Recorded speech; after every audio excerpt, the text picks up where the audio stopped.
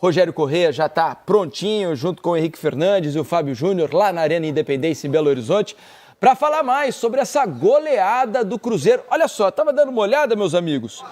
Pepa até agora no Cruzeiro, em 8 jogos, já são 5 vitórias. Não tem aquela história de que técnico precisa de tempo para arrumar a casa? Ou o Pepa é uma exceção a tudo isso? Tudo bem, Rogério? Bem-vindo ao Troca, meu amigo. Tudo bom, Diniz? Um abraço para você, para o Serginho, para o Lino. E se for contar o amistoso contra o Bragantino, pode botar mais uma vitória aí na conta do Pepa. A torcida gritou o nome dele aqui. Tô com o Fábio Júnior e o Henrique Fernandes.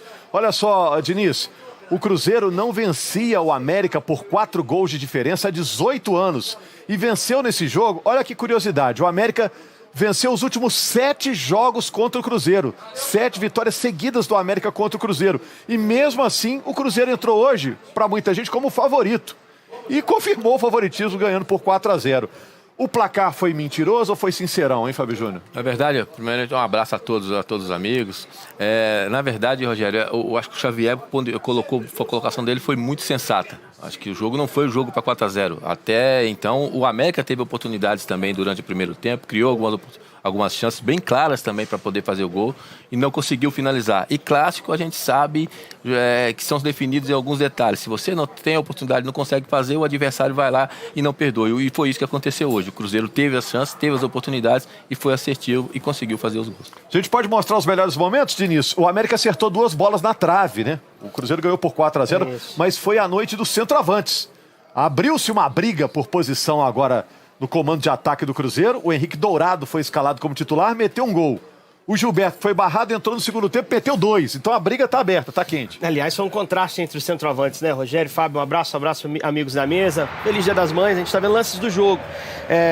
Os centroavantes do Cruzeiro, que fizeram 3 gols somando os gols deles, e o centroavante do América, acho que fica muito claro. O Mikael, que foi a aposta hoje do Mancini, teve 2 bolas claras para gol e não conseguiu converter. Além das 2 bolas na trave, a América teve pelo menos 2 chances claríssimas. Por isso o Serginho ficou com essa sensação de que o 4-0 talvez tenha sido exagerado. Pelos minutos finais do jogo, não, porque o América se desarruma depois que o Mancini faz mexidas e aí o time do Cruzeiro constrói o seu 3º gol, constrói o seu 4º gol e liquida com uma goleada absoluta.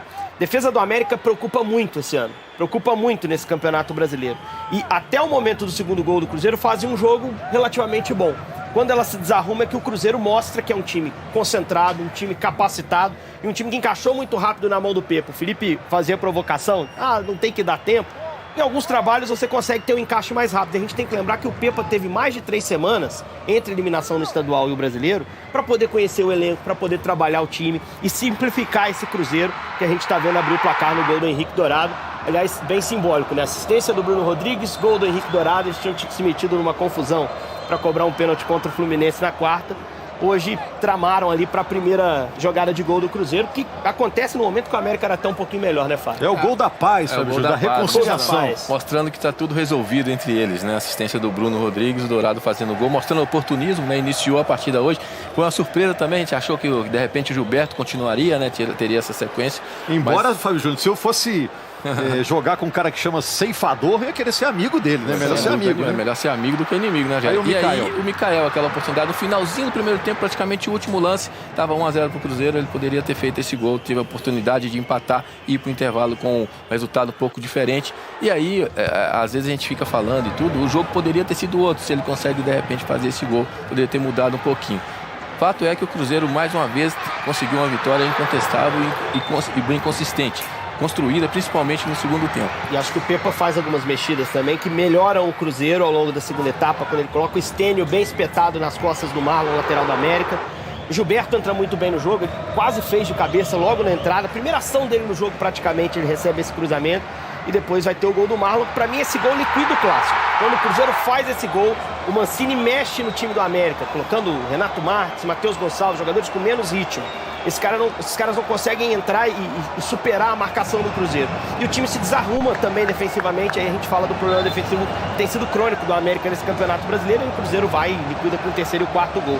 O América já tomou 17 gols no Campeonato Brasileiro. Ano passado tomou 40. Quer dizer, em 6 rodadas já tomou quase metade dos gols que tomou em 38 em 2022.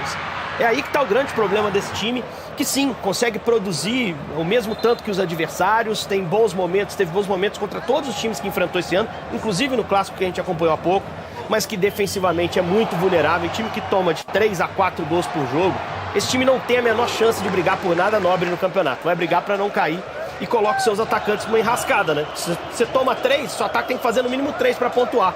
Hoje tomou 4 e o Cavicchioli ainda fez umas intervenções para evitar um prejuízo ainda maior. Diniz, Lino, Serginho, a gente vai ver os 2 gols marcados pelo Gilberto, que fecharam a goleada do Cruzeiro. Quem aí tá surpreso com o Cruzeiro? Quem esperava isso? Olha, até pelo primeiro tempo do América, né, eu imaginava um segundo tempo bem diferente, porque o América criou boas chances, acertou bola no travessão, o Mikael perdeu gols, o Rafael fez uma ótima defesa na frente do Mikael também no começo do jogo. Não dá para imaginar que esse jogo terminaria 4-0, né, Lino? Não, tem fase para explicar um monte de coisa, né? Agora, tem uma estatística curiosa aqui que o América lidera. Bolas na trave no campeonato. Contabilizada essa rodada. O América tem 8. Não, o placar, né? Você sabe. 8 bolas na trave. O Fluminense tem 6 bolas na trave, mas o Fluminense porque tem um volume muito grande. O América é o time mais azarado do Campeonato Brasileiro, além de tudo. Tem essa também. Deixa eu me despedir do Rogério, do Fábio Júnior, do Henrique, porque Pepa já está falando no Independência e para lá, e lá continuamos então para ouvir o treinador do Cruzeiro.